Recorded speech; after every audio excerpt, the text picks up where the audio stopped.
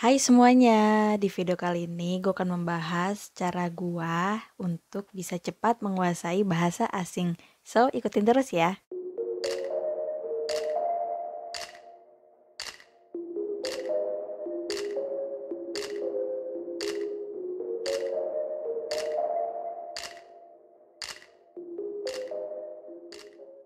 Sebelum dimulai, jangan lupa untuk subscribe dulu YouTube channel ini, like, dan share video ini, oke? Yang pertama yaitu lo harus cari motivasi kenapa lo ingin belajar bahasa asing tersebut. Dan itu tuh penting banget loh. Kenapa penting? Biar waktu lo belajar bahasa asing tersebut ya akhirnya lo jadi nggak males-malesan, nggak menunda-nunda untuk belajar bahasa tersebut. Contoh gua belajar bahasa Jerman karena gua tuh ingin sekolah di Swiss. Jadi sewaktu itu selama 1,5 tahun gua tuh bener-bener fokus dan semangat untuk belajar bahasa Jermannya. Atau mau belajar bahasa Inggris karena bahasa Inggris itu bahasa internasional. Jadi kalau misalnya lo ingin mengunjungi negara lain, nggak perlu pusing-pusing bingung harus nanya gimana nih, pakai bahasa apa, seperti apa. Nah kalau bahasa Inggris itu ya pasti banyak dipakai, paling digunakan di negara-negara lainnya, akan lebih mudah untuk travelingnya. Atau yang lainnya, lo tuh seneng banget nonton drama Korea sama denger lagu K-pop. Nah terus lo tuh pingin, udah deh gue gak mau nonton drama Koreanya itu ngeliat subtitle terus, bosen gue pengen langsung ngeliat terus langsung ngerti ngomong apa. Bisa kan juga belajar bahasa Korea. Pokoknya tuh alasannya ada banyak banget, lo harus cari tahu nih, wah kenapa gue ingin belajar bahasa itu, apa yang gue suka misalnya dari negara tersebut. Dan dari situ lo pasti akan semangat terus belajarnya. Yang kedua, lo harus wajib banget sih sebenarnya untuk cari teman yang native speaker. Cari teman yang native speaker itu gak harus kayak semua teman lo itu harus native speaker, tapi seenggaknya tuh lo punya satu teman saja yang menggunakan bahasa ibu, bahasa asing tersebut. Karena kalau misalnya lo atau kalian nih berteman dengan satu orang yang native speaker itu, gue yakin itu akan sangat membantu banget dalam proses lo belajar untuk bisa memperbaiki kemampuan lo untuk menguasai bahasa asing tersebut. Kayak contohnya kalau misalnya ada kata-kata atau kalimat yang lebih sering digunakan dalam kehidupan sehari-hari, dalam pergaulan dengan teman-teman lo, pasti lo akan belajar banyak banget sih. Karena kalau misalnya lo hanya belajar dari buku saja atau dari les, gue yakin itu pasti lo kebanyakan yang akan dipelajari itu lebih seperti untuk bahasa bakunya. Bukan berarti gak bagus, tapi bagus juga, itu lo jadi tahu susunan katanya seperti apa, bahasa bakunya. Nah tapi terkadang yang lo pelajarin di buku dan lo pelajarin langsung dengan orang-orang lokal itu tidak selalu sama. Lo bisa belajar bahasa gaulnya seperti apa biar bisa lebih mudah untuk berteman dengan orang-orang lokal, atau jokes-jokesnya seperti apa, canda-candaannya. Karena gue tuh pernah kayak, gue tuh waktu terjun langsung sama kenal beberapa orang Swiss gitu, yang sehari-hari langsung sama orang Swiss itu, gue tuh kayak langsung aduh banyak banget nih kata-kata yang harus gue pelajari yang sebenarnya nggak gue pelajarin sama sekali di tempat les. Atau misalnya lo yang tinggal di Indonesia, gue yakin pasti cukup susah untuk dapat teman yang native speaker. Mungkin lo bisa coba dengan teman online, karena kan sekarang semuanya itu udah canggih kan, apapun tersedia. Tapi kalau misalnya lo punya teman online gitu ya tetap harus berwaspada.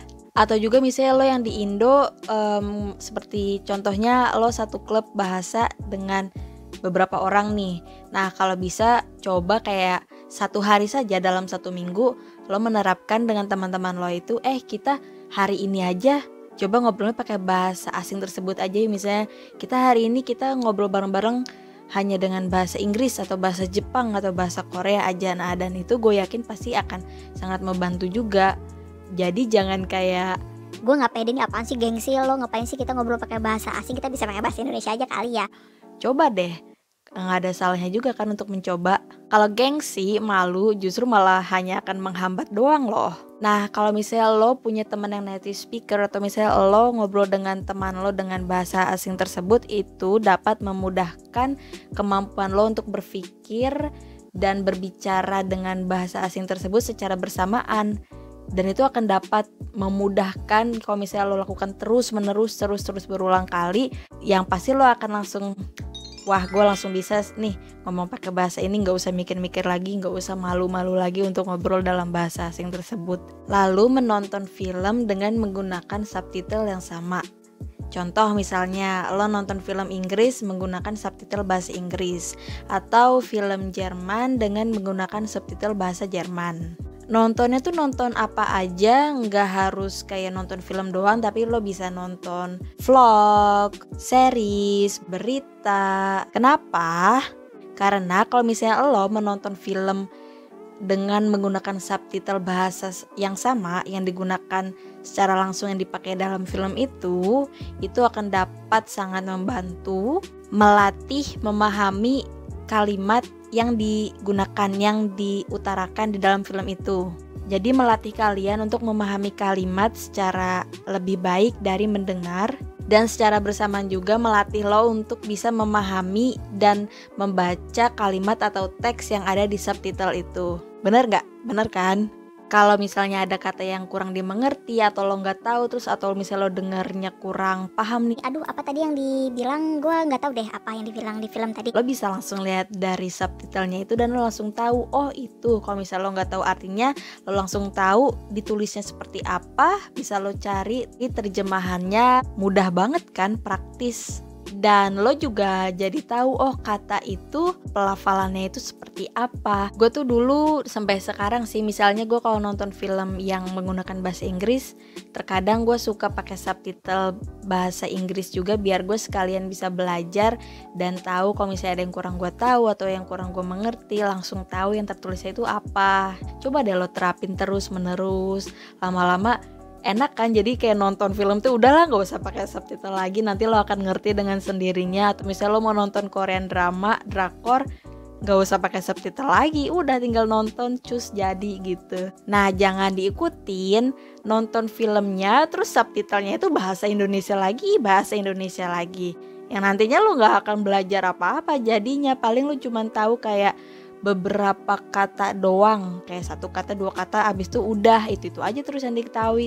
Nah yang keempat ini gue yakin pasti banyak banget orang lain yang juga menerapkannya dalam kehidupan sehari-hari, yaitu belajar sambil bernyanyi. Belajar bahasa asing sambil bernyanyi itu tuh seru banget, asik, terus bikin mood lo tuh jadi lebih happy. Tapi kalau misalnya denger lagu sedih ya, jadi mood lo akan sedih juga dong. Ini tuh sangat membantu lo jadi bisa menemukan kata-kata baru atau menyimak kalimat dari lagu itu. Dan pasti kalau misalnya lagu itu kan akan terulang terus, lo nyanyiin terus misalnya lo juga sambil baca melirik lagunya sambil nyanyi, yang dimana nanti lo akan ingat dengan sendiri dan nempel di kepala lo. Oh kata ini artinya ini, oh kalimat ini artinya ini. Jadi jangan cuman kayak denger lagu bahasa asing terus liriknya nebak-nebak aja deh ini, jadi bergumam sendiri. Ya buat apa dong, ngapain? Mending langsung cari liriknya terus nyanyi sambil baca liriknya secara bersamaan. Lalu selanjutnya yaitu membaca. Membaca itu bukan berarti lo harus banyak baca, terus-terusan baca, terus yang dibaca itu buku yang sebel-tebel kayak gini, yang 500 halaman, 1000 halaman, bukanlah. Tapi misalnya sehari satu teks saja yang dibaca. Yang dibaca itu bisa apa aja, lo bisa baca koran, berita, majalah, novel, komik, ataupun buku anak-anak malah. Nah, perbedaannya itu hanya kalau misalnya lo baca koran, berita, majalah, bahasa yang digunakan itu lebih seperti bahasa baku. Nah, tapi kalau misalnya lo baca lebih ke novel, komik, buku anak-anak, mungkin kebanyakan bahasa yang digunakan itu justru bahasa yang lebih ringan ataupun malah bahasa sehari-hari, bahasa pergaulan, apalagi kalau komik kan. Lo cari tahu nih, lo sukanya baca apa, baca komik ya baca komik. Lo suka baca berita, baca koran. Baca koran juga nggak harus satu koran 10 halaman, 20 halaman gitu lo baca semua, enggak. Cobain deh misalnya satu teks gitu aja, atau tentang sebuah mengenai sesuatu yang cuman kayak ada di kolom koran gitu kecil, cobain. Nah, karena dengan membaca itu lo jadi bisa lebih mudah untuk memahami konteks dari teks tersebut. Jadi apa yang dibahas, karena terkadang itu nggak mudah untuk mencoba mengerti dari konteks dari sebuah teks, karena apalagi dalam bahasa Jerman, contohnya gue terkadang tuh kalau kata ini ketemu kata ini artinya justru bisa sangat-sangat berbeda dari masing-masing arti yang ada dari masing-masing kata tersebut.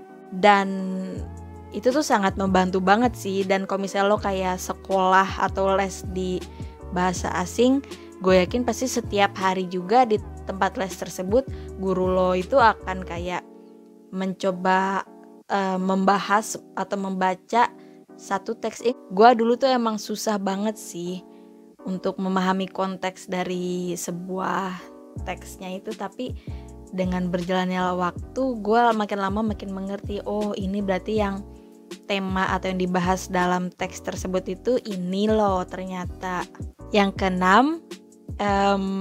keenam ini tuh terdengar cukup gila tapi ampuh banget, yaitu ngobrol dengan diri sendiri. Kalau buat gue sendiri ya, kalau misalnya gue ngobrol dengan diri gue sendiri menggunakan bahasa asing tersebut itu, gue jadi bisa bereksperimen kayak gue mau ngobrol mengenai apa nih, membahas apa. Atau misalnya gue lagi pengen happy, gue bilangnya begini. Gue ingin wawancara, oh berarti gue bilangnya begini.